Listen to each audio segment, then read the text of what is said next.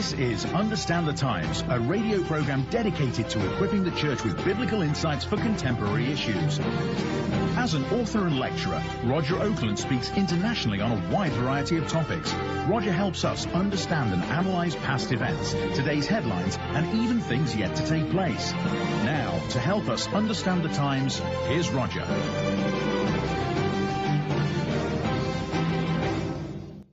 I'm Roger Oakland. Welcome to Understand the Times. From time to time, a news article catches my attention and provides an excellent analogy for a spiritual lesson. Such was the case when I read the following headline posted by the Associated Press: Doctors find 350 coins in patient's belly.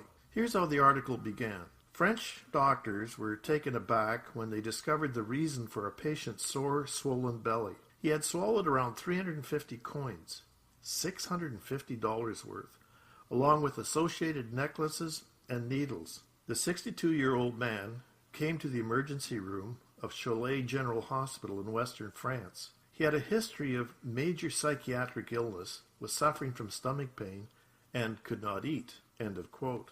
When the man was brought to the hospital, his family warned the emergency staff that the man sometimes swallowed coins. When an x-ray was taken, the examining doctors could not believe their eyes.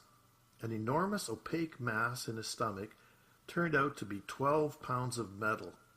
It was so heavy, it had forced his stomach down below his hips. Obviously, the man had a problem. Although the doctors operated, the man died 12 days later due to complications. He was diagnosed with a condition known as pica, a compulsion to eat things not normally consumed as food. The name of this condition comes from the Latin word for magpie, a bird that is thought to eat just about anything. Obviously, this was a very sad and tragic situation. Let me make it clear that by mentioning this poor man's malady, I'm not intending to make light of mental illness. The reason this article caught my attention was because it provided an excellent analogy to help understand what goes wrong when human beings, like you or me, make wrong choices when feeding ourselves spiritually. It is apparent to anthropologists the human race is very different from the animal kingdom. Mankind has a great hunger for the spiritual dimension. From a biblical perspective, we know that at the fall of man in the Garden of Eden, the harmonious relationship between God and man was shattered. As a result, billions of people since then have been feeding themselves spiritually with garbage. The Bible teaches if we want to be spiritually fed so that we can be spiritually fulfilled, there is one way only. Jesus said he was the bread of life. If we want to know what life is all about, we need to be obedient to Jesus Christ and his word. Unfortunately, there are plenty of counterfeit spiritual sources and resources that God's adversary, Satan, entices us to try. The results are always the same. Just like the man from France who swallowed all the coins. Make sure you're being fed the right spiritual diet. Eternity is a long time to spend in hell. I'm Roger Oakland.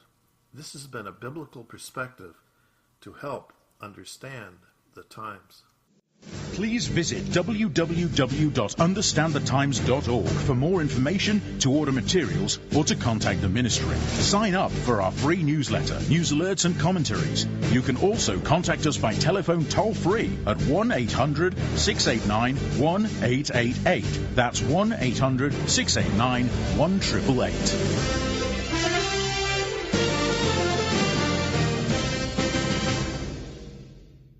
Did you know that Understand the Times as an international ministry has programs that assist widows and orphans around the world?